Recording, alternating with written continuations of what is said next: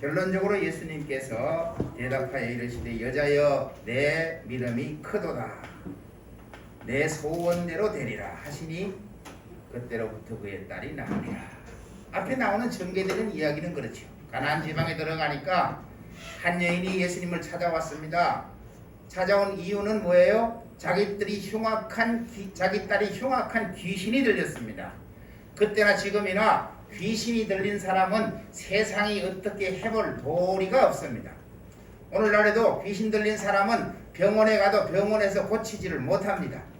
정신분열증이라고 판정이 되면 병원에서 호르몬 약을 계속해서 투여를 하고 호르몬 주사를 줘서 호르몬을 조절시켜 가지고 기분이 좋게 만듭니다. 우울증으로 말미암아 정신분열증이 오기 때문에 그 우울증을 극복하기 위해서는 여러 가지의 호르몬제를 추가하고 음식도 호르몬이 많이 나오는 음식들을 먹으라고 권합니다. 그래서 호르몬 치료를 합니다. 그런데 귀신이 들린 사람에 대해서는 그 어떤 정신과 의사도 귀신 들린 사람을 오늘날도 의학적으로 해결할 수 있는 방법이 없습니다. 2000년 전에도 그와 같이 흉악한 귀신이 들린 자기 딸을 세상 방법으로 다 해봤지만 방법이 없을 때에 이 여자가 예수님을 찾아온 겁니다. 소리를 지르고 나를 불쌍히 여기소서 나를 불쌍히 여기소서 하니까 제자들이 예수님께 오죽하면 그런 말씀을 합니까? 저 여자가 따라오면서 소리를 지르니까 좀 보내라. 제자들이 예수님께 오히려 권합니다. 그러니까 예수님이 한 말씀도 대답지 않으셨다 그런 얘기를 했어요. 여자가 와서 예수님 앞에 와서 말씀하시기를 주여 저를 도와주소서. 그래서 예수님께서 한 이야기가 뭐예요? 제자들이 말할 때는 제자들 앞에 하는 얘기가 나는 이스라엘의 집에 잃어버린 양 외에는 다른 데로는 보내심을 받지 않았다. 이스라엘의 잃어버린 양. 여러분 이스라엘이 잃어버린 양이라고 하면 당시에 예수님이 하신 말씀이 유대인들을 지칭하고 하는 말씀 같지만 그렇지 않습니다. 예수님이 오신 목적이 유대인을 향하여 왔다라고 하면 성경을 잘못 이해한다 그래요. 예수님이 이 땅에 오신 이유가 뭐예요? 열방을 구원하기 위해서 이방을 구원하시기 위해서 오셨기 때문에 이 말의 해석은 유대인들을 했다고 하는 얘기가 아니에요. 이스라엘의 잃어버린 양은 하나님께로부터 멀어져서 하나님을 사모하는 사람을 위해서 왔다라고 언지를 주고 계십니다. 그런데 그 이야기를 들은 여인이 예수께 와서 말하기를 불쌍히 여기소서. 남이 들을 때는 유대인들 외에는 이스라엘 백성 외에는 아무것도 분깃이 없다고 말씀하는 걸로 우리 귀에는 들리지만 여인은 와서 불쌍히 여기세요. 그렇게 말을 하니까 예수님께서 대답하시기를 자녀의 떡을 취하여 개들에게 던짐이 마땅치 아니하니라. 여자가 다시 예수님께 대답을 하죠. 옳소이다마는 개들도 주인의 밥상에서 떨어지는 부스러기를 먹고 사나이다. 어쩌면 예수님이 가나안 여자를 개들로 비유했다면 오늘날의 관점으로 보면 뭐예요? 인격 모독이죠. 성경에는 큰 그림에 죄가 있습니다.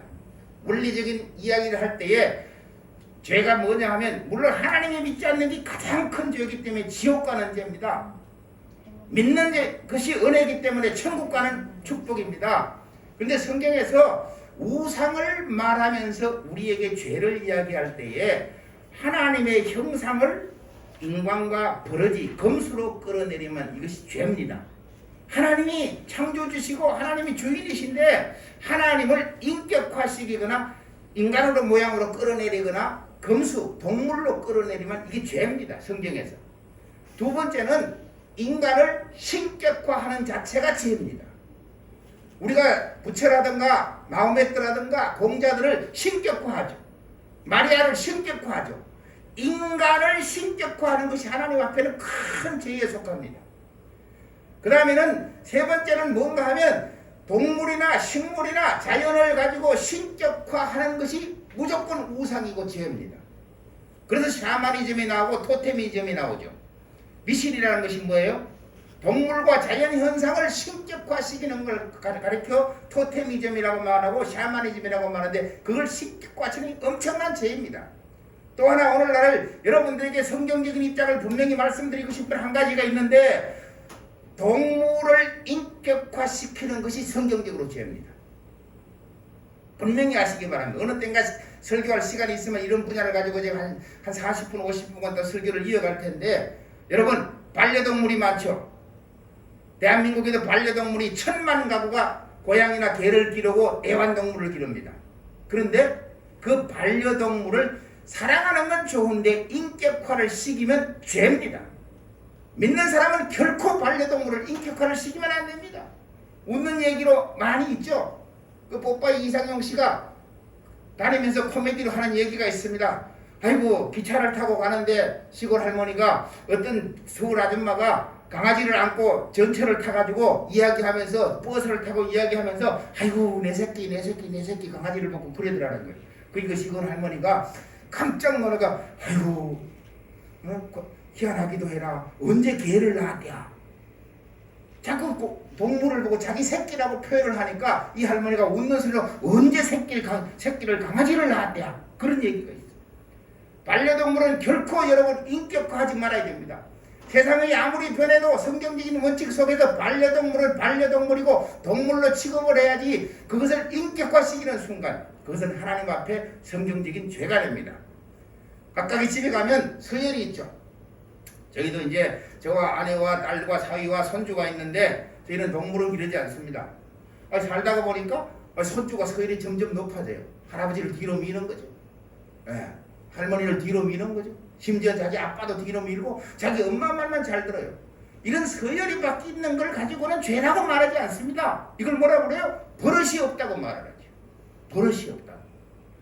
그래서 이 예수님이 가난한 여인을 향해서 자녀의 떡을 취하여 괴들에게 던짐이 마땅치 않다는 이야기가 그 여자의 인격을 모독함이 아니라는 사실을 알기 시작해야 됩니다. 마지막 결론 가서 이 말씀을 여러분에게 결론으로 들려드릴 텐데, 오늘 이 큰 믿음, 여자야 내 믿음이 크도다 하는 이 말 속에 포함하고 있는 큰 믿음이 무엇인가를 우리가 알아야 되기 때문에, 창세기부터 계시록까지 66권 속에 믿음이 크다는 예수님의 칭찬, 그 어떤 구절도 이것보다는 한 절 외에는 믿음이 크다는 칭찬이 없습니다. 딱 이 한 절에서만 여자야 내 믿음이 크다, 믿음이 크다는 표현을 예수님께서 하고 계십니다. 우리가 두 번 더 믿음에 대해서 설교를 들으면서 첫 번째 믿음을 이야기됐을 때 에베소서 2장 8절을 통해서 뭘 했어요? 너희가 그 은혜를 인하여 믿음으로 말미암아 구원을 받았느니 이것이 너희에게서 난 것이 아니요 하나님의 선물이라. 우리가 구원받는 믿음은 하나님께서 내게 주신 믿음, 은혜의 믿음이에요. 내가 믿어서 구원을 받은 것이 아니라 하나님이 복음을 통해서 나를 찾아오셔서 나를 발견하시고 너는 내 아들이라 내가 너를 지명하여 불렀다고 하는 말씀 속에서 하나님이 내게 주신 은혜, 그것이 믿음이 되어 내가 구원을 받았습니다. 그래서 성경 어디를 보더라도 믿음이 너를 구원하였다 할 때는 하나님의 은혜가 나를 구원하였다, 이걸 반드시 알아야 돼요. 두 번째 믿음이 뭐였다고요? 로마서 1장 17절에서 복음에는 하나님의 의가 나타나서 믿음으로 말미암아 믿음에 이르게 하나니. 첫 번째 믿음이 뭐예요? 하나님이 찾아오셔서 나를 선택하시고 은혜로 구원하신 그 믿음으로 말미암아 하나님을 알게 되었으니 그때부터 성경 말씀을 통해서 하나님을 찾아가는 그것이 내 믿음이 되어 나를 구원한다, 하나님 앞에 인정받기 시작하는 순종의 믿음을 말하고 있다, 그 얘기.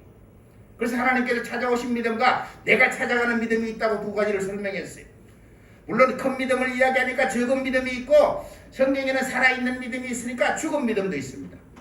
이 믿음이라는 용어가 633번을 나오는데 그 믿음이라는 633번의 용어 속에는 하나님이 찾아오신 믿음이 있고 내가 하나님을 찾아가는 믿음이 있고 큰 믿음이 있고 적은 믿음이 있고 살아있는 믿음이 있고 죽은 믿음이 있다는 것을 똑같은 믿음이라는 글자 속에서 분별해서 이해하기 시작해야 성경을 읽을 때 되지. 그렇지 않고는 믿음이 이기네 믿음을 가지라고 수없이 소리치면 추상적인 믿음에 대해서 세상이 말하는 신념이 믿음으로 알고 있어요.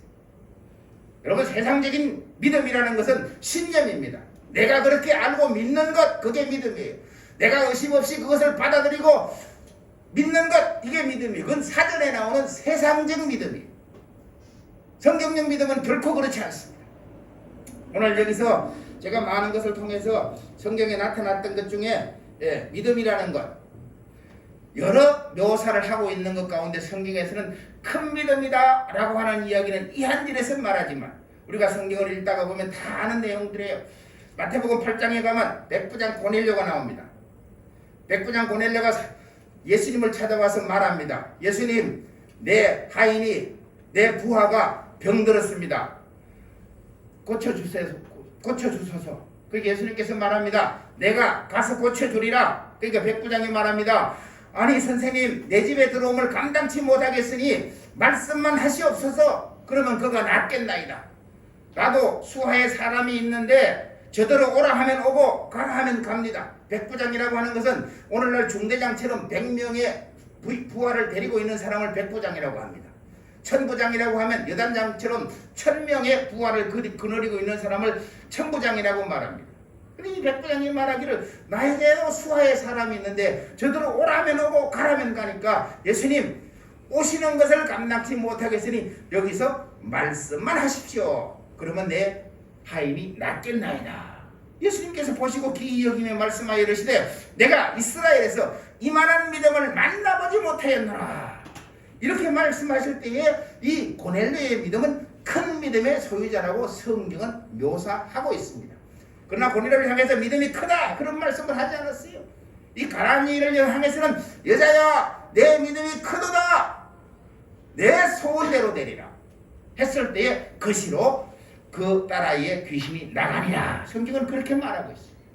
이 고넬료가 예수님 앞에 나와서 자기 묘사를 할 때에 예수님께 전적으로 의지하는 모습이 이만한 믿음을 만나보지 못했다 칭찬받는 미담으로 기록되어 있습니다.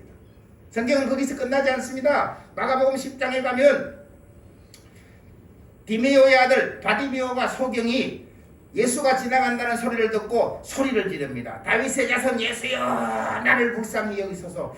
다윗의 자손 예수여 나를 불쌍히 여기소서. 소리를 막 지르니까 제자들이 잠잠하라. 이 많은 사람 가운데 늘 돌볼 시간이 없다. 더욱 소리 지르기를 예수께서 그를 오라 하시니 그가 겉옷을 버리고 달려와 예수 앞에 오니까 예수님께서 내가 무엇하여 주기를 원하느냐 그렇게 질문하는 거예요. 그 소경의 대답이 뭐예요? 나는 보기를 원합니다. 보기를 원한다. 예수님을 만나서 보기를 원한다는 그 말 속에 예수님이 자기의 눈을 뜨게 한다는 사실을 믿었기 때문에 보기를 원합니다 하니까 예수님께서 내 믿음대로 되리라. 그 한마디로 그는 눈이 뜨진 사건이 마가복음 9장에 나타났어요. 거기서 끝나지 않고 또 마태복음 9장에서는 또 다른 두 소경이라고 말합니다. 두 소경이 예수님의 소식을 듣고 달려와 예수여 우리를 불쌍히 여기소서 할 때 예수님께서 그들을 부르시고 그들에게 한 질문이 뭔지 아십니까? 내가 이 일을 능히 할 줄로 믿느냐 이렇게 묻습니다. 질문이 무엇을 해주기를 원하느냐 그 질문이 아니라 내가 너에게 이 일을 할 줄로 믿느냐 능히 할 줄로 믿느냐 묻습니다. 그러하오이다. 그 대답 속에 믿음대로 되라는 말 속에 그들의 눈은 뜨여지고 말합니다. 성경은 여기서 끝나지 않습니다. 누가복음 8장에는 우리가 잘 아는 대로 12년 동안이나 혈류병을 앓는 여인이 있습니다. 혈류병을 앓는 여인이 오늘날 말하면 하혈이죠. 네, 하혈. 생리가 시작됐는데 하루 이틀, 한 달, 두 달, 세 달, 10년이 넘도록 그에게 생리가 멈추지 않는 하혈을 하기 때문에 그 하혈로 인한 그 냄새라든가 피비린내라든가 자기 몸의 상함이 한도 끝도 없고 모든 사람에게 무시당하고 괄시당하고 옆에 가서 친구도 할 수 없는 그 여인이 예수님을 찾아왔죠. 찾아온 목적이 뭐예요? 성경의 이야기대로 본다면 그렇습니다.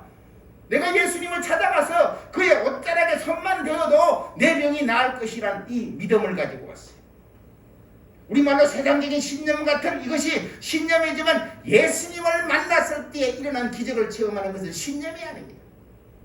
그 믿음을 가지고 와서 그 많은 무리 가운데 아무도 모르게 예수님의 옷자락에 손을 대었습니다. 예수님께서 돌아서서 말합니다. 누가 내 옷에 손을 대었느냐? 호통치는 건 아니죠. 누가 내 옷에 손을 대었느냐? 제자들이 대답하여 가로되 무리가 많음으로 미나이다. 제자들이 그렇게 대답합니다. 예수님 뭐라고? 아니다. 누군가 분명히 내 옷에 손을 대었느니라. 여자가 자기의 손댄 것을 숨길 수 없음을 알고 예수님께 나와 고백하는 사실이 있죠. 그 고백이 뭐예요?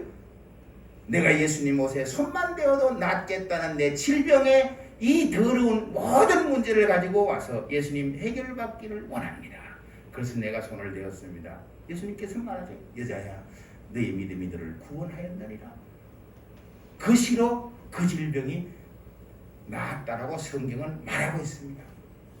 믿음은 여기서 큰 믿음을 묘사하는 것은 끝나지 않습니다.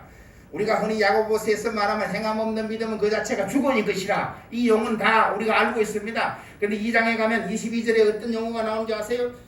믿음은 온전히 행함과 함께 일하고 행함이 믿음을 온전케 하느니라. 이렇게 합니다. 믿음은 행함과 함께 일하고 그 행함으로 믿음이 온전케 된다고 말합니다. 큰 믿음이라고 하는 것은 그 믿음이 이론적인 믿음과 언어적인 용어적인 믿음이 아니라 그 믿음은 반드시 행함이 함께 일하게 되어 있다고 했어요. 그래서 그 행함으로 당신이 믿는, 내가 믿는 그 믿음이 온전케 된다고 야고보서의 믿음은 그렇게 말하는 것을 가르쳐 성경적으로는 큰 믿음이라고 이야기하고 있습니다. 고린도전서의 믿음은 더 나아가서 13장 2절에 그럽니다. 그런 말을 합니다. 내가 믿음이 있어 산을 옮길 만한 믿음이 있다. 물론 뒷절에는 사랑을 강조하기 위해서 그러나 사랑이 없으면 아무것도 아니라고 말하지만 산을 옮길 만한 믿음을 가리켜 성경은 큰 믿음이라고 합니다. 이게 고린도전서가 우리에게 보여주는 믿음입니다. 거기서 끝나지 않고 히브리스의 믿음은 뭐라고 말해요? 11장에 믿음은 바라는 것들의 실상이다. 이 한마디 속에 놀라운 비밀들이 담겨져 있습니다. 우리는 다 이 이야기를 알지만 이 믿음은 바라는 것들의 실상이라는 것이 무엇인지를 정확하게 이해하지 못하니까 때로는 내가 바라는 신념이 바라는 것의 실상이 되는 실수를 저지르고 맙니다. 히브리스가 말하는 믿음은 그런 믿음이 아닙니다. 오늘 종합적으로 성경이 말하고 있는 이 큰 믿음, 하나님을 얼마만큼 알고 하나님을 얼마만큼 신뢰하고 하나님 앞에 얼마만큼이라는 나와 하나님의 관계가 맺어졌을 때에 그 믿음은 바라는 것들의 실상이요, 이 산들어 드리고 저 바다에 던지기로 할대로 그대로 된다고 말하는 것이 큰 믿음을 성경은 묘사하고 있습니다. 거기서 성경은 마치지 않습니다. 그 다음 구절이 뭐예요? 마가복음에 나타난 믿음이죠. 마가복음에 어떤 믿음이 나타납니까? 할 수 있거든이 무슨 말이냐? 믿는 자에게는 능치 못함이 없다. 그럴 때 이 믿는 자가 능치 못함이 없다는 이 믿음을 성경으로 돌아와서 볼 때에 큰 믿음이라고 말하는 겁니다. 큰 믿음을 가졌을 때는 예수님께서 한 번도 예외 없이 무슨 말씀을 하신다고요? 내 믿음대로 될지어다. 내 믿음대로 되라 하시니 그 시로 모든 문제가 해결되었더라. 성경은 우리에게 그렇게 말해주고 있습니다. 여러분, 이 믿음의 원천이 어디 있습니까? 시작은 이 믿음이 오기까지 하나님께서 나를 택정해 주시고 나를 지명해 주시고 나를 불러주시고 너를 내 것이라 말씀하셨으니 하나님이 나에게 주신 은혜로 말미암아 이 원천이 우리에게 왔습니다. 그럼 예수 믿기 시작했으면 모두가 다 큰 믿음의 소유자입니까? 우리는 그렇게 해석할 때가 많습니다. 결코 믿음은 우리가 하나님을 믿었다고 다 큰 믿음의 소유자가 아닙니다. 우리는 구원받은 믿음의 소유자입니다. 우리는 영생을 얻은 믿음의 소유자입니다. 우리는 하나님의 자녀가 된 믿음의 자녀입니다. 이것은 하나님께서 우리에게 주신 것이니까. 그러나 큰 믿음의 소유자가 되기 위해서는 로마서는 이렇게 말합니다. 믿음은 들음에서 나고 들음은 뭐예요? 그리스도의 말씀이니라. 아멘. 하나님이 우리에게 주신 믿음은 영생의 믿음이요, 구원의 믿음이요, 생명의 믿음이요, 축복의 믿음이요, 은혜의 믿음이지만 큰 믿음이 되기 위해서는 믿음은 들음에서 나고 들음은 그리스도의 말씀으로부터 우리에게 큰 믿음이 온다는 얘기. 예수님의 제자들이 12명의 제자가 3년 동안 예수님을 따라다녔습니다. 그냥 따라만 다녔습니까? 같이 밥 먹고 같이 잠자고 동고동락하면서 동숙하면서 교훈 받아가며 다녔습니다. 근데 예수님이 죽을 때까지 제자들이 다 잘한 것 같잖아요. 다 잘했다고 합시다. 마태복음에서 28장, 26장 예수님이 십자가를 지기 전까지는 제자들의 고백이 좋지요. 주는 그리스도시요 살아계신 하나님의 아들이로소이다. 다 예수님을 버릴지라도 나는 예수님을 버리지 않겠습니다. 베드로를 부각시키려면 성령 속에 얼마든지 부각시킵니다. 요한을 부각시키려면 요한을 얼마든지 부각시킬 수 있어요. 그런데 12명의 제자가 예수님이 막상 잡혀가서 빌라도의 법정에서 고난을 받을 때에 가장 수제자라고 하는 이 베드로가 계집종 하나가 와서 이 사람이 예수의 제자다 말할 때 뭐라고 말합니까? 나는 그를 알지 못한다. 두 번째 뭐라 그래요? 나는 그를 도무지 알지 못한다. 세 번째 뭐라 그래요? 그를 저주하면서까지 나는 절대 그를 알지 못한다. 나와 그를 엮지 마라고 말하는 그 얼마나 비참한 세계가 나옵니까? 왜 그럴까요? 내가 아는 믿음이 믿음이 아니라는 사실을 알아야 됩니다. 내가 믿는 믿음이 믿음이 아니라는 사실을 알아야 돼요. 그 믿음은 뭐예요? 하나님의 말씀으로부터 내 속에 들어와 하나님의 능력이 될 때 믿음이 되는 것이지 내 지식으로 찾아가서 하나님을 발견한 것은 내게 믿음이 안 돼요. 여러분 신앙생활하면서 순교하신 자들의 선진들의 이야기를 많이 들었죠. 히브리서 11장에 가면 12장에 가면 그 이야기들이 쭉 계속해서 나오는 이야기들을 보면 믿음의 사람들의 이야기가 많이 나옵니다. 그 믿음의 사람들이 자기 의지가 강하고 자기 열심이 있어서 자기 능력이 많아서 순종하는 믿음의 사람이 된 것 같지만 그렇지 않습니다. 하나님의 말씀이 들어가서 그게 능력이 되고 하나님의 말씀이 자기의 생명을 바꿀 수 있는 능력이 될 때 그게 믿음이 되는 거예요. 언젠가 제가 사도행전 20장 24절을 가지고 설교하면서 사도 바울 주께 받은 사명 그 말씀을 했죠. 나의 달려갈 길과 주 예수께 받은 사명 하나님의 복음을 전하려 하면은 나의 생명을 조금 더 귀한 것으로 여기지 아니하노라. 이런 고백을 할 수 있었던 사도 바울은 뭐예요? 예수님을 만났고 예수님이 들려준 말씀이 자기 속에 말씀의 능력이 되었기 때문에 그렇지 자기가 가말리엘의 문화요 히브리인 중에 히브리인이요 바리새인 중에 바리새인이요 그래서 된 게 아니에요. 오늘 우리는 기도하고 신앙생활하는 것이 열심을 많이 강조합니다. 여러분 저는 열심을 강조하지 않습니다. 한국교회 많은 교회가 비난이 아니라 열심을 강조합니다. 말씀이 들어가면 열심은 자동적으로 나오는 거예요. 말씀이 깨달아지면 자동적으로 나오는 거예요. 진리를 말할 때 말씀드렸잖아요. 진리가 뭐예요? 하나님의 말씀 맞습니다. 근데 믿지 않는 자에게는 아무 소용이 없어요. 죽어서 심판의 잣대로 그에게 진리가 나타난다고 했어요. 믿음의 사람들이 하나님의 말씀을 진리라고 말해요. 근데 순종하지 않습니다. 하나님 말씀 알아요. 근데 뭐예요? 진리를 지식으로 알고 있어요. 진리가 되기 위해서는 하나님의 말씀이 내게 들어와서 누가 하지 마라 가지 마라 수없이 나를 말려도 아니야 나는 하나님의 말씀을 따라 갈 거야. 이게 예배 생활이에요. 나는 하나님의 말씀을 따라 살 거야. 이게 신앙생활이에요. 열심히 나를 하나님 앞에 이롭게 만드는 것이 아니라 하나님의 말씀이 내 속에 들어와서 나를 감동하면 내가 자동적으로 열심히 나게 돼 있어요. 코로나 기간이 길어지니까 사실 교회에서 할 수 있는 일들이 많지 않죠. 저나 여러분이 똑같아요. 제가 목사로서 주일날 설교 한번 하고 가는 거에 대해서도 제 마음속에 부담이 있어요. 그렇다고 바쁜 여러분들을 막 불러다가 수요 예배드리고 금요 예배드리고 차 타고 와서 택시 새벽기도 드리자고 하면 좋아요. 그게 한국교회 열심이잖아요. 수요 예배드리고 금요 예배드리고 새벽기도 드렸어요. 근데 아침에 한 큐티가 점심때 잊어버렸어요. 수요 예배드린 거 주일 예배드린 것이 밥 먹으면서 잊어버렸어요. 수요 예배드리고 금요 예배드리는데 무슨 설교 들었는지 잊어버렸어요. 그게 더 소중합니까? 예배를 더 많이 드렸다고? 제가 여러분들하고 4월달부터 지금 9월달까지 5개월째 오면서 16번의 설교를 했어요. 제가 수요일마다 짧은 글이지만 올립니다. 지난주에도 올렸던 글들을 생각해 보시기 바랍니다. 마귀를 대적하라. 마귀가 우리하고 전쟁의 상대, 싸움의 상대가 된다고 생각하십니까? 성경은 한 번도 마귀가 우리의 싸움의 상대라고 말한 적이 없어요. 대적하라고 하니까 싸우는 것 같죠? 아니에요. 내 생각 속에 찾아온 유혹의 마귀를 떨쳐버리면 100번, 1000번, 만번이라도 마귀를 이길 수 있기 때문에 하나님의 말씀으로 나를 지키고 하나님의 말씀으로 나를 이끌어가라고 하는 얘기가 마귀를 대적하라고 하는 거예요. 그 얘기는 뭐예요? 순종은 순종해요. 그러나 어느 날 내 속에 유혹이 찾아왔어요.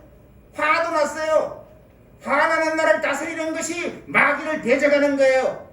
어려운 일이 생겼을 때 그 어려움에 빠지지 않고 그 어려움을 가지고 하나님께 나아가는 것이 마귀를 대적하는 거예요. 그 마귀가 무슨 상관이 있어요? 내가 결정할 수 있어요. 하나님, 내가 이 환경 속에서 주님을 바라보겠나이다. 하나님, 이 억울하고 힘든 상황에서 내가 하나님을 바라보겠나이다. 그게 마귀를 대적하는 이기는 생각이에요. 마귀는 단 한 끗도 우리에게 어떤 일을 할 수 없어요. 그 전주에 설교가 뭐예요? 임마누엘, 하나님이 우리와 함께 계시다. 예수님이 땅에 오시면서 예수님께 하신 말씀이지만 예수님이 떠나시면서 세상 끝날까지 너희와 함께 하시리라. 아니, 성령님 보혜사가 오시면 영원토록 내가 너희와 함께 하실 것이라. 성령은 자유로 말하지 않는다. 성령은 없는 것을 있게 만들지 않는다. 내가 너희에게 말한 것을 그런 것을 생각나게 하시리라. 하나님의 말씀을 읽고 듣고 보고 깨닫고 감동했던 말씀을 성령님은 생각나게 하시리라. 임마누엘 하나님이 되려면 하나님의 말씀에 수없이 나를 이끌어서 여러분 한 주간 하나님의 말씀이 생각나는 만큼 여러분에게 임마누엘이 있습니다. 예배드리고 올바수목금토를 잊어버리고 살면 임마누엘 없어요. 주님은 계신데 나 혼자 사는 거예요. 그런데 수시로 어떤 있을 때마다 생각이 날 때 주님이 나와 함께 임마누엘 하시는 겁니다. 내 속에 어떤 나쁜 일들이 일어날 때 말씀에 생각나는 것이 마귀를 대적하는 겁니다. 오늘 여기서 말씀하시는 것처럼 큰 믿음의 소유자가 되기 위해서는 성경이 제시한 이 여러 명의 이야기, 백부장의 고백이 오늘 저와 여러분의 고백이 되어야 됩니다. 주님, 말씀하시면 내가 나아가리다. 주님, 말씀하시면 내가 멈춰서리다. 이게 동행의 신앙이라고 말했어요. 신앙이라고 말했어요. 신앙 가운데 가장 높은 신앙의 척도가 동행이라고 말했어요. 하나님의 말씀이 나를 이끌어가면 그 말씀 속에 내가 순종하고 따라가는 신앙을 가장 최고의 믿음이고 신앙이라고 말씀했어요. 주님, 이 말씀이 나를 이끌어갈 수 있도록 우리가 주님 앞에 나를 맡겨야 됩니다. 돌아와서 이제 이 큰 믿음이라고 하는 것을 다시 돌이켜봅니다. 여자야, 내 믿음이 크도다. 예수님께서 칭찬하셨어요.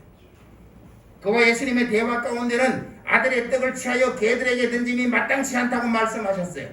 그리고 이 여자의 대답이 뭐라고요? 예수님 맞습니다.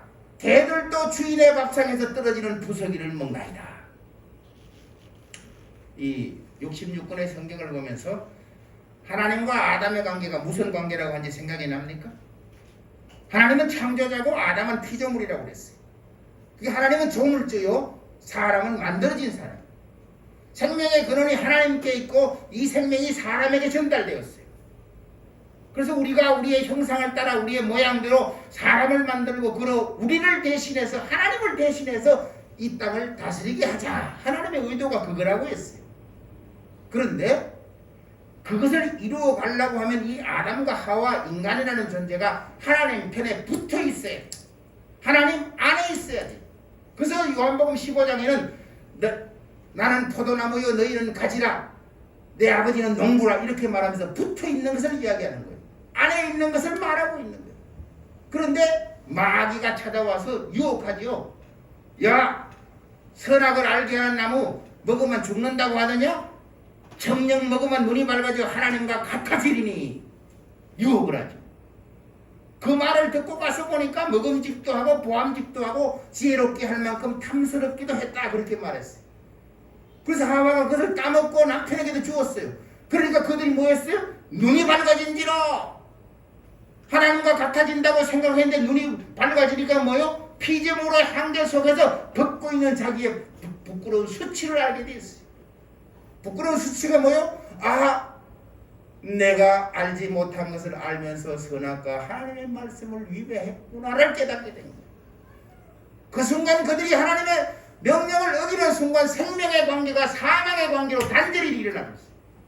하나님과 아담의 관계는 생명의 관계에서 단절의 관계가 일어났어요. 이 관계를 영원토록 지속시켰다면 오늘 성경이 우리에게 말하는 죄의 유전설, 우리가 죄인이에요. 그렇잖아요? 모든 인류가 다 죄인이라고 이렇게 죄의 유전설을 이야기하는 거예요. 그러면서 그 죄의 유전설을 이야기하려고 하는 게 뭐예요? 로마서 3장 10절에 의인은 없나니 하나도 없나니, 그 말을 하는 거예요. 의인은 없나니 하나도 없나니, 그거 갖다 붙여요. 23절에 뭐라고 말해요? 모든 사람이 죄를 범하였음에 하나님의 영광에 이르지 못하느니 그렇게 말해요. 자, 여러분에게 이런 질문을 해봅니다. 의인은 없나니 하나도 없나니 모든 사람이 죄를 범하였음에 하나님의 영광에 이르지 못하느니라. 그러면 제가 늘 말씀한 대로 창세기 6장에 가면 너와는 당대 의인이요 완전한 자라 하나님께서 그렇게 말씀하셨어요. 신약을 풀면서 구약을 무시해요. 하나님이 노아를 보면 당대 의인이요 완전한 자라고 하나님이 칭했는데 로마서 3장을 붙여서 노아를 죄인이라고 말할 거예요? 그러면 노아만 의인이고 우린 죄인이에요? 죄의 유전설이라고 하는 성경의 해석이 얼마만큼 잘못된 사실을 우리는 알아야 돼요. 선악과를 따먹고 범죄한 아담과 하와는 하나님께로부터 생명과 사망의 관계로 단절이 되었지만 선언할 때 하나님께서 동산을 거느시는 하나님께서 아담아 내게 어디 있느냐 찾아오신 하나님이 단절의 관계를 회복시켰다는 사실을 알아요. 근데 이 회복의 관계를 잘 안 가르치지 않아요. 신학적으로 성경적으로. 아담이 하나님의 은혜로 말미암아 회복이 되어서 예수님이 이 땅에 오실 때 누구에게 태어났어요? 마리아에게서 났어요. 그 남편 누구예요? 요셉은 의로운 사람이라 형식적인 남편이죠. 요셉이에요.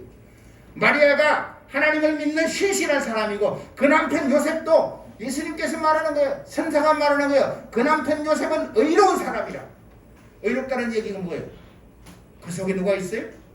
하나님이 계시다는 거예요. 그 속에 누가 있어요? 성령님이 계시다는 거예요. 아담부터 요셉까지 아담부터 마리아까지 신앙이 끊어지지 않았어요. 복음의 연결이라고 하는 거예요. 믿음의 유전과 상속이 있다는 거예요.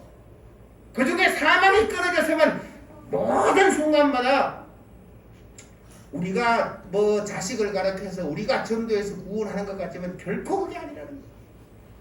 하나님의 은혜는 은혜의 강물처럼 지속되어서 오늘까지 계속 되어지고 오는 게 하나님의 은혜입니다. 이 은혜가 우리 속에 깨달아지고 있어야 돼요. 그래서 교회에서는 열심을 강조하기보다가 말씀을 강조해야 돼요. 물론 말씀으로 강조한다고 하지만 저는 열심 강조 안 합니다. 제가 여러분에게 전도하라고 한다고 여러분이 전도합니까? 제가 여러분에게 헌금 많이 하라고 한다고 여러분이 헌금 많이 합니까? 제가 여러분에게 주일 성수 잘하라고 외친다고 잘합니까? 마음에 감동이 있으면요 말씀이 성령의 감동이 나로 출석하게 하고 나로 헌금하게 하고 나로 봉사하게 합니다. 저는 일찍 예수를 믿고 은사를 체험하면서 몸된 교회라고 하는 이 하나님의 교회에 모이기를 힘썼고 일하는 걸 정말 좋아했어요. 어렸을 때부터. 중학교 2학년 때부터 고등학교 3학년 군대 갈 때까지 7년 동안을 토요 와가지고 30평 45평 되는 교회 청소를 혼자 7년 8년을 했어요. 누가 시키지 않았어요. 아무리 바빠도 교회와 청소를 제가 도맡아 했어요. 왜? 하고 싶으니까. 하고 싶어서 봉사하는 거예요. 제가 말씀드렸잖아요. 어려서부터 1년에 52주를 헌금 없이 교회 가본 적이 없어요. 왜? 헌금을 하고 싶은 생각이니까. 우리 어머니가 넉넉하지 않지만 엄마 보고 항상 돈을 내면서 엄마 헌금 주세요. 우리 10원 했어요. 10원이요. 남들이 1,000원 하는 거 보고 고등학교 때가 1,000원을 하자고 하니 1,000원이면 3일 버스를 타고 다니고 4일 버스를 타고 다니는 요금이 나와요. 넉넉하지 않을 때 이놈아 돈 벌어서 네가 1,000원 하고 엄마가 줄 건 1,000원을 못 하니까 500원만 하라고만 그게 지금 막 서운했어요. 더 하고 싶어서. 봉사가 그래요. 헌금이 그래요. 예배 출석이 그래요. 저희가 자녀를 놓고 결혼해가 서울에 살면서도 이걸 간증으로 듣지 마세요. 진학을 하기 전에도 우리 목사님도 늦게 목사님이 되셨기 때문에 교회 봉사를 많이 하셨을 거예요. 사모님도 많이 하셨을 거예요. 제가 제 신앙의 삶을 돌아보면 그랬어요. 주일학교 교사 부장을 하면서 주일날이면 나 예전에 새벽 기도가 있잖아요. 예, 4시 반에 일어나서 5시부터 새벽 기도를 마치고 집에 들어갑니다. 그럼 아침 주일학교 예배가 9시 시작이에요. 그러면 8시에 예전에 30년, 35년 전에 베스타를 사가지고 아이들을 태워가면서 20명을 차에다가 막 우리말로 그냥 때리실죠. 꽉꽉 막 차도록 한 자리에 막 7명씩 앉아가면서 20명을 데리고 주일학교 가가지고 교사하면서 주일학교 부장하면서 열심히 합니다. 그것만 합니까? 토요일이면 항상 12시에는 초등학교 앞에 가가지고 저와 아내와 우리 아이들이 달고나를 만들어가지고 아이들 알면 불러가지고 하나 먹고 가라고 달고나. 불량식품이죠. 그런데 아이들은 좋아하는 거예요. 야, 내일 교회 와라 약속하고 내가 내일 아침에 데리러 갈게 약속하고 그래서 아침에 주일날 데리러 가는 거예요. 초등학교 문 앞에서 2시간, 3시간씩 그 일을 하고 누가 시켰어요? 좋아서 하는 거예요. 9시에서 주일학교 끝나면 11시에 우리말로 대예비를 드리잖아요. 대예비 참석해야죠. 집사였어요. 끝납니다. 1시 반에 점심 먹고 12시 반에 점심 먹고 나면 1시 반에 오후 주일 예배가 또 있어요. 주일 학생 예배가 또 있어요. 그럼 오후에도 또 그 예배를 합니다. 4시 되면 학생들도 또 있어요. 학생 예배를 또 합니다. 저녁 되면 저녁 예배가 또 있어요. 7시 반에 저녁 예배를 또 드립니다. 다 마치고 집에 들어오면 9시 반이에요. 아침 4시 반에 일어나서 저녁 9시 반까지 5번 예배를 드리는 것이 아니라 학생도 가르치고 주일 학생도 가르치고 데리고 오기도 하고 데려가기도 하고 이걸 다 해도 이게 봉사가 누가 시켜서 합니까? 아니에요. 감동이 되니까 하는 거예요. 내 속에 은혜가 있으니까 하는 거예요. 내 속에 기쁨이 있으니까 하는 거예요. 오늘날 사람들을 보면 설교 조금 길게 하면 목사님 설교가 길어요. 뭘 길어요 길게. 은혜가 되는 삶을 살도록 우리가 주님 앞에 내 모습을 발견해야 돼요. 그래서 큰 믿음의 소유자로 가야 돼요. 아마 제가 그래서 목사가 됐는지는 모르지만 목사가 안 됐어도 저는 그렇게 살았을 거예요. 언젠가 시간이 되면 헌금 얘기도 할 겁니다. 저희는 어려서부터 11조를 드렸고 감사헌금 드리고 주일헌금을 드렸어요. 선교지에 가서도 중국 가서도 20년 동안 찾아오는 모든 사람에게 한 주가 지나면 주일헌금을 하도록 권했어요. 헌금의 액수는 네가 정하되 하나님 앞에 드리는 헌금은 정하고 작정하고 드려라. 오면 3원짜리 밥을 사줍니다. 중국 돈으로. 그 당시에 3원짜리면 우리 돈으로 300원짜리 사요. 100대 1이니까 300원을 사줘요. 근데 헌금을 1원 해도 좋다고 말해요. 밥은 3원짜리 얻어먹는데 헌금 1원 해도 좋다고 말해요. 그러면 일어나는 사람 없습니다. 이혼합니다. 이혼하는 사람 없습니다. 응원합니다. 주일헌금이에요. 감사헌금 매주 하라고 말하지 않습니다. 한 달 30일을 살면서 네 환경에서 무언가 하나님을 생각하며 감사한 일이 있다면 1원이라도 좋다. 5원이라도 좋다. 한 달에 한 번 감사함을 헌금을 드리는 삶을 살아가라고 그러니까 90%가 감사헌금을 드려요. 11조? 학생이니까 11조가 없죠. 근데 용돈이 생기잖아요. 우리 집 앉아있는 뒤 큰딸이 초등학교 때부터 5학년 때 갔는데 뭐 1년에 자주는 안 와요. 1년에 한 번 선교팀이 방문하거나 2년에 한 번 한국에 나왔다 갈 기회가 생기면 이 주변 사람들이 이게 뭐라고 합니까? 선교사 자녀니까 돈을 주죠. 10,000원도 주고 20,000원도 주고 뭐 설날도 주고 추석에도 주는데 방문자도 줘요. 그러면 항상 11조를 드리도록 했어요. 어릴 때부터. 그리고 통장을 만들어주고 남은 돈은 통장에다 예치를 하도록 만들었어요. 어릴 때부터 그랬어요. 그 중국교회도 태국교회도 가는 곳마다 강의를 하면서 그래요. 11조는 100만원 받았다고 10만원 드리라고 하면 한국 같아서는 뭐 좀 쉬운 것 같아요. 그런데 우리가 40년 전에 쉽지 않았어요. 제가 제대하고 와가지고 80년대에 제일 처음 받았던 월급이 13만 5천 원이에요. 3년이 지나니까 13만 5천 원 주더라고요. 감사하더라고요. 그때부터 11조 그전에도 했죠. 77년도에 군대 가기 전에 고등학교 졸업하고 서울 와서 2만 7천 원 월급 받을 때에 방값 9천 원, 밥값 9천 원 띄고 9천 원 받았어요. 근데 그 9천 원 속에 900원 하는 게 어렵죠. 근데 신앙이니까 했어요. 그때는 그렇게 목회자들이 강조했었기 때문에 저는 제가 말씀드립니다. 여러분들에게 그런 요구하지 않습니다. 삶이 어려우면 하나님 100만 원 가운데 단돈 10,000원이라도 하나님의 것을 구별하여 11조를 드리기 시작하겠습니다. 300만 원 가운데 30만 원 못 드리면 3만 원이라도 1%라도 하나님의 것을 구별하여 11조를 드리겠습니다. 하나님의 관계가 온전해질 때에 내가 1,000만 원 받으면 100만 원 하는 것이 아니라 200만 원, 300만 원도 할 수 있는 것이 하나님 앞에 11조가 되기를 바랍니다. 큰 믿음의 소유자라는 것이 뭐냐? 오늘 이 결론적으로 돌아가서 여자야 내 믿음이 크다. 이 예수님의 축복의 음성을 들을 수 있었던 것은 개들의 떡을 취하여 자녀의 떡을 취하여 개들에게 주는 것이 마땅치 아니하다 할 때에 주여 옳습니다. 개들도 주인의 밥상에서 떨어지는 부스러기를 먹나이다. 여기서 주님 앞에 서 있는 나 자신을 바로 발견한 사람이 큰 믿음의 소유자입니다. 주님 앞에 있는 내 모습이 어때요? 아무것도 아니에요. 영어로 말하면 nothing, 아무것도 아니에요. 중국말로 말하면 부스, 지우스 부스, 아무것도 아니에요. 매요, 아무것도 없어. 세계 그 어떤 나라를 통해서 말을 할지라도 주님 앞에 서 있는 내 모습이 아무것도 아닌 거야. 여러분, 이 이야기가 말로 하니까 어려운 것 같죠? 토기장이가 그릇을 빚었는데, 토기를 빚었는데, 토기가 왜 나를 이렇게 만들었냐고 질문할 수 있더냐, 반문할 수 있더냐는 이사야서를 아시죠? 하나님께서 우리를 만들었어요. 근데 나를 어떻게 잘 못 만들었다고, 하나님 왜 나를 이렇게 만들었습니까? 디모데전서에 가면 부잣집에는 금그릇과 은그릇과 여러 가지 귀한 그릇이 있고 나무 그릇도 있는데 왜 나를 나무로 만들고, 왜 나를 풀로 만들고, 왜 나를 지푸로 천하게 만들었냐고 말할 권한이 우리에게 있습니까? 금그릇이 됐든 질그릇이 됐든 하나님 앞에 서 있는 자신을 바로 발견한 사람이 큰 믿음의 사람이라는 거예요. 가나안 여인은 예수님께서 자기를 무시합니다. 우리말로는 인격이 있어가지고 내 인격이 하나님 앞에 화날 수 있어요. 아니, 요즘 세상에 인격을 못 얻어갑니까? 아니, 나를 개라고 말합니까? 화날 수 있어요. 근데 주님 앞에 있는 자신을 발견하면 우리는 그보다 더 못한 동물이 아니라 무생물 토기라 할지라도 주님 앞에 서 있는 내 모습을 발견하는 것이 큰 믿음의 소유자입니다.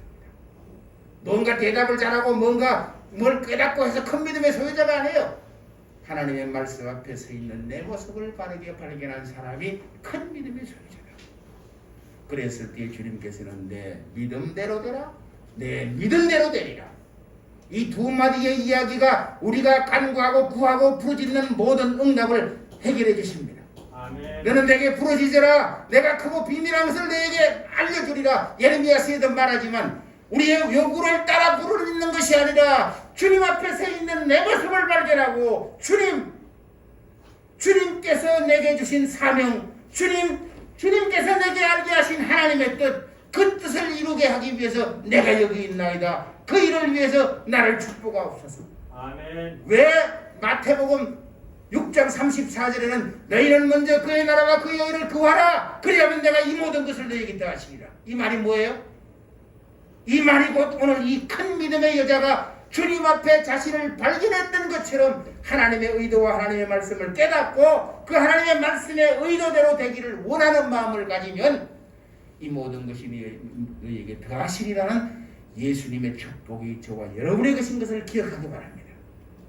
오늘 이 성경을 통해서 우리가 매주 한 주 좀 길고 이러지만 이것이 차근차근 이해되기 시작하면 하나님께서 나를 부르실 때에 예배보고 행복한 것으로, 예수 믿고 축복받은 것으로, 자녀를 가정을 가지고 행복한 것으로, 세상을 정화시키고 세상을 아름답게 하신 것으로 끝나는 것이 아니라 항상 말했잖아요. 창조 속에 나타난 하나님의 의도가 믿음의 사람을 통해, 믿음의 가정을 통해, 믿음의 교회를 통해, 믿음의 족속을 통해, 믿음의 나라를 통해 이 땅에 이루시기 원하시는 하나님의 아름답고 거대한 비전이 있다는 사실을, 그 사실 때문에 하나님의 형상대로 창조하였고 그 비전 때문에 하나님의 모양대로 창조하였다는 사실을 우리가 마음속에 기억합니다. 또 한 주간도 우리가 해야 될 일은 그거예요. 하나님 말씀 앞에 서 있는 나를 찾기 원합니다. 이 한 주간에도 반드시 어떤 문제가 찾아와서 여러분 속에서 여러분을 힘들게 할 거예요. 때로는 그 문제가 나 자신을 괴롭게도 할 거예요. 때로는 그 문제가 내 마음을 상하게도 할 거예요. 사람이란 누구나 있습니다. 제가 이 설교를 준비해서 아침에 아내에게 잠깐 리바이브를 했어요. 그러니까 당신이나 잘하시오. 이 말이 먼저 들어왔어요. 왜? 나도 완벽하지 않기 때문에. 그러나 제 속엔 수없는 하나님의 말씀이 스쳐가면서 일깨워갑니다. 중국에서 한참 열심으로 선교할 때는 지금이 사실은 믿음이 더 크게 제가 고백을 해야 되는데요. 주님과의 동행이 일어나니까요. 하루에 그냥 운전을 하고 다니는 곳곳마다 복음이 따라다니는데 제가 일주일에 70km를 걸으면서 선교를 다녔습니다. 5개 교회를 가자면 버스 타고 오토바이 타고 그거 다 빼놓고 걸어가는 거리만 일주일에 70km를 걸어다녔어요. 왜? 교통 상황이 없으니까. 산길을 걸어다니. 여러분 일주일에 70km가 쉽지 않습니다. 제가 그런 비디오를 촬영해 우리 선교 본부에 보관해놓은 비디오 테이프 있어요. 정말 언젠가 한번 그렇게 했어요. 제가 촬영을 잘 안 하는데 그렇게 했어요. 그러면서도 마음속엔 끊임없이 성령님의 말씀이 감동이 여기 가서 이 말씀을 놔두고 이들을 세워야 되고 교회를 세워야 되고 저들로 하나님의 교회가 부흥해야 되고 저들로 하나 교회 말씀으로 축복받아야 되고 저들로 하나님과 동행이 일어나야 되고 이걸 계속 생각하면서 다니다 보니까 월요일로 나가면 토요일로 저녁이 들어와요. 그때는 정말 성령의 동행이 지금보다 훨씬 더 깊었다는 생각이 지금으로는 많이 듭니다. 그러나 물론 복음의 역사는 갈수록 더 성성해야 돼요. 겉사람은 날로 후퇴하나 속사람은 날로 새롭다는 사도 바울과 같이 선교사 20년 30년 했다고 목사님 지인 다 빠졌어요. 우리 동료들 가운데 그런 선교사들 참 많습니다. 목회 35년 40년 42년 한 목사님들 가운데 그 소리 많습니다. 아이고 그 선교사 목회 40년 하려고 골병 들었어. 나 그런 얘기 많이 들었어요. 정말이에요. 목회자가 선교사가 하나님의 말씀 앞에 40년 35년 하고 골병 들었다 그러면 하나님과의 동행이 없는 거예요. 여러분 사람은 누구나 어려움이 있습니다. 그러나 그 어려움이 복음 안에서 해결되어지고 하나님의 감동이 내게 와서 하나님의 능력이 내채워진다면 그런 소리 못합니다. 제가 남은 생에 언제 갈지 모르지만 주님 앞에 늘 고백했던 40년 전의 고백이 있어요. 주님 내가 복음을 따라 살다가 하나님의 선교사로 살다가 65세가 은퇴가 되고 70이 은퇴가 돼서 내가 가진 것이 없어서 세상말로 빌어먹는 순간이 올지라도 내가 하나님을 원망하지 않는 사람이 되기를 원합니다. 신앙의 고백이 그랬어요. 신학교 1학년 때에 만나서 교수님이 나한테 우리 전체 68명의 유서를 쓰라고 할 때 당신이 죽은 후에 당신의 묘비에게 무엇을 쓰기를 원합니까? 지금도 잊어버리잖아요. 복음을 위해서 최선을 다하다가 간 사람이라고 묘비명에 기록해 주세요. 복음을 위해서 최선을 다하다가 주께로 돌아간 사람이라고. 그걸 내가 기억이 나요. 여러분 오늘 큰 믿음 예수님께서 여자를 향해서 여자야 내 믿음이 크도다. 내 믿음대로 되라. 내 믿음대로 되리라 하는 이 약속의 축복을 받기 위해서는 뭐라고요? 말씀 앞에 서 있는 나를 발견하는 저와 여러분이 되기를 바랍니다. 여러분의 말씀을 통해서 이 한 동안도 말씀과 동행하는 저와 여러분과 여러분의 가정이 되기를 주의 이름으로 축원합니다. 이 시간